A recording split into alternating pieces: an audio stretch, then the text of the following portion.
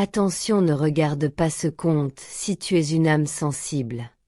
Pour rejoindre le club des millionnaires, il a commis l'impensable. Un conte à voir sûr. Il était une fois.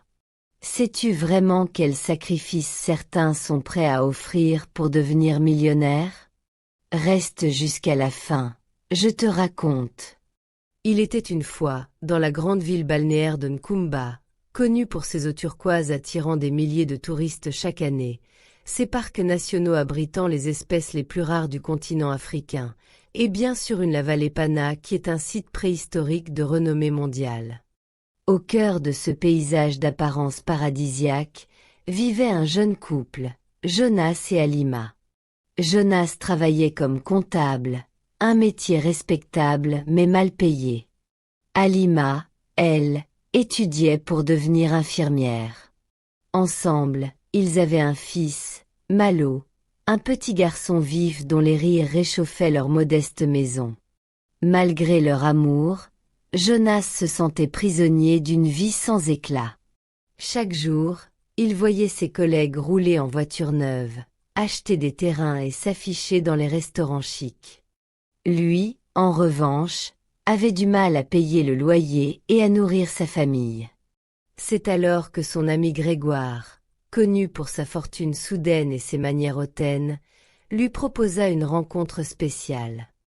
Une soirée qui, selon lui, changerait sa vie. Intrigué, Jonas accepta.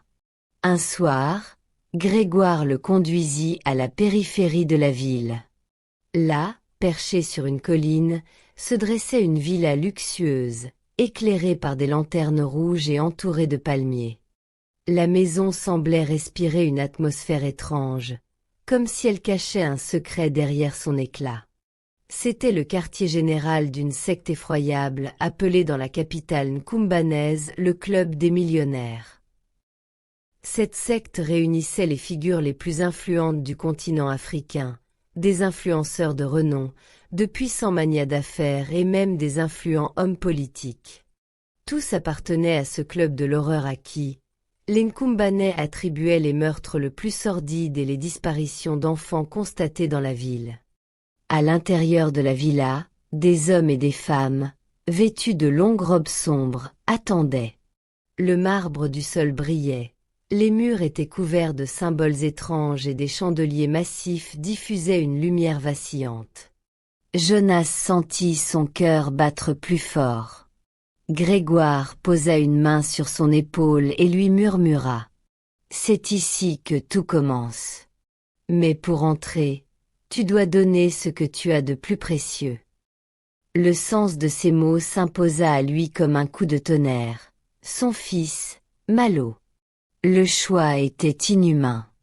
Jonas hésita, mais la promesse d'une vie sans pauvreté, sans humiliation, pesa lourd dans son esprit.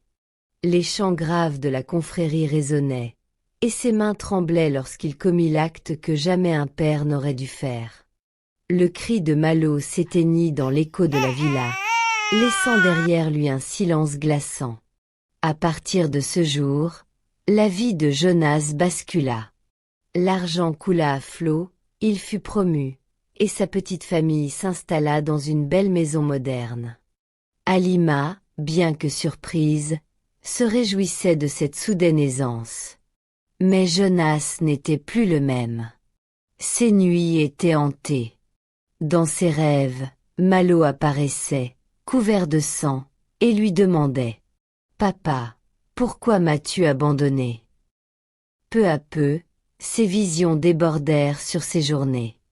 Il croyait entendre des petits pas dans la maison, voyait des jouets bouger tout seuls, et parfois, un rire d'enfant résonnait dans les couloirs vides. Lors d'une réception dans leur nouvelle demeure, Jonas perdit tout contrôle. Ivre, il se mit à parler à une chaise vide, persuadé que Malo s'y trouvait. Les invités, d'abord amusés, prirent peur en le voyant supplier son fils invisible de lui pardonner. Halima, inquiète, fouilla le bureau de Jonas et découvrit son journal. Chaque page décrivait la nuit du sacrifice, ses regrets et ses cauchemars. En larmes, incapable d'accepter l'horreur, elle fit ses valises et quitta Jonas pour retourner vivre chez ses parents. Seul, Jonas sombra. Les habitants de Nkumba le voyaient errer dans les rues, marmonnant des excuses dénuées de toute logique. Parfois, il s'arrêtait devant une école, appelant « Malo », comme si son fils pouvait lui répondre. Finalement, il fut interné. Dans sa chambre d'asile, les murs étaient couverts de griffures et de dessins d'enfants faits avec ses ongles. Chaque nuit, ses hurlements glaçaient le sang.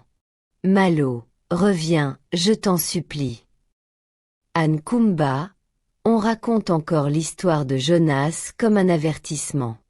Ceux qui sacrifient l'innocence pour la richesse récoltent toujours la malédiction. La morale de l'histoire nous enseigne que tout ce qui brille n'est pas forcément de l'or, et que rechercher la richesse au prix du sang ou de l'innocence conduit toujours à la ruine. Dans la réalité africaine, beaucoup sont tentés par des moyens faciles pour réussir. Certains entrent dans des cercles occultes, d'autres pratiquent le fétichisme de l'argent, ou encore s'adonnent à des pratiques de sorcellerie pour obtenir des postes, des marchés ou une notoriété rapide. Pourtant, on voit souvent comment ces vies finissent. Familles détruites, maladies mystérieuses, folie ou une solitude terrible malgré l'abondance matérielle.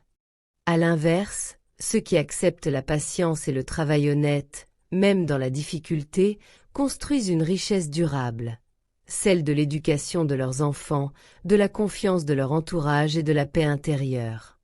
Comme dit un proverbe africain, l'argent mal acquis ne profite jamais longtemps.